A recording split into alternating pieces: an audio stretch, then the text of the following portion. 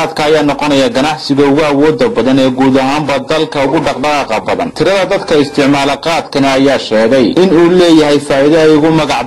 dareenka mirqaanka ahna ujeedada guud ee loo isticmaalo qaadka, taasoo iyadu muddo kooban ku sii jirto qofka isticmaala geedkani. Dhinaca kale, geedkan ayaa isna leh dhibaatooyin aad u tiro badan oo sababay in ilaa hadda dhaqaalaha dalku uu dhigmiirad ku noqday. Sidoo kale, dadka isticmaala geedkan ayaa iyagana caafimaad darro u horseeda iyo hantida gaarka ay u leeyihiin oo iyagana aanay aqoonin haba yaraatee meesha ay ku baxdo. Haddaba qaar ka mid ah dhalinyarada gobolka Togdheer oo iyagu ku bohoobay sidii ay u dabar jari lahaayeen geedkan iyo isticmaalkiisa ayaa maanta waxay dugsiyada magaalada Burco qaarkood ka fuliyeen sidii ay ugu wacyigelin lahaayeen faa'iido darrada uu leeyahay geedkani. qodobkan maanta ka hadlaya waxa weeye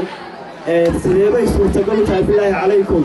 in aynu maalin walba lacag cadaan dalka loo dirno. suurtagal ahaan haddii maanta Mareykanku doonayo in Soomaaliland caawiyo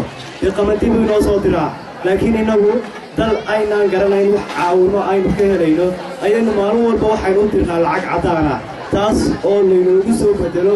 dee waxaan wanaagsanayn oo ah mukhaadaraadka qaybihiisa kala duwan oo weliba kiisa ugu xun ah. markaa runtii waxaanu doonaynaa sidii arrintaa wax looga qaban lahaa ee gacmaha la isu qabsan lahaa. waxaananu isoconisaaka arrintaa in nalagala qayb qaato oo wax weyn xil weyn la iska saaro, waayo kulley dal walba ubax uu leeyahay. waxaa runta aynu noqonayno oo waayo qaadku baalka laga hadlayaa waxyeelada uu ina gaadhsiiyo qof kastoo inaga midihi wuu garanayaa, mid cuna iyo mid aan cunin. haddana mushkiladeenni waxay noqotay inaan dhibaatada aynu arkayno oo mid dhaqaalo leh oo mid caafimaad leh oo mid bulsho leh oo dhinac walba inagaga imanaysa sababta aynu isaga dayn laanahay ee aynu u dhaafi laanahay maxay tahay? waa mushkiladuy. markaad halkaa inaga eegto oo dadkeenna qiimihiisu uu hoosaynaya,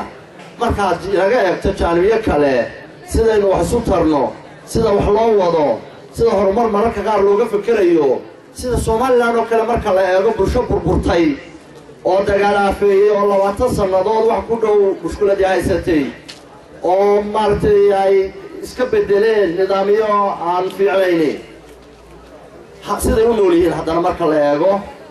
waa jaanibada soonaysa dadkan wax la qiimeeyo malaa ma jiraan.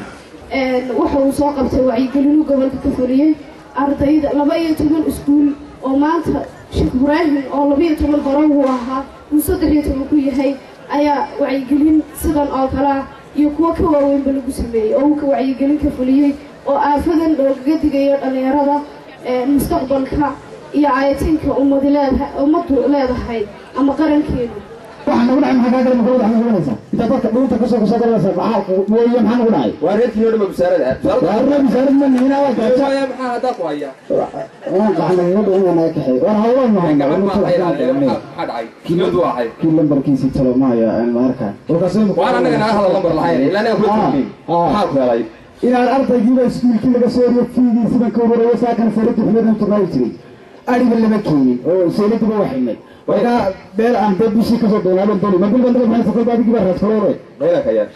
يا رسول ها سكول بلا سكول لا بود هذا لو شغلت وانا كمي واي واحد قالوا ترى حاجه شغلت كده يا لك هو بلا حضاره انا كايا ملوري ما له وين بقى ليغوري سكول بلا سوري بري احنا ليغوري كسلتي مثلا ليغوري مليون يا رد ليغوري العاده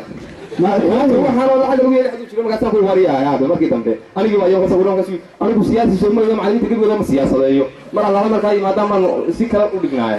si kastaba haatee geedkan ayaa noqday geedka ugu isticmaalka badan bulshada reer Soomaaliland. Maxamed Saciid Gaxnug TV-ga madaxa bannaan ee Bulsha TV magaalada Burco.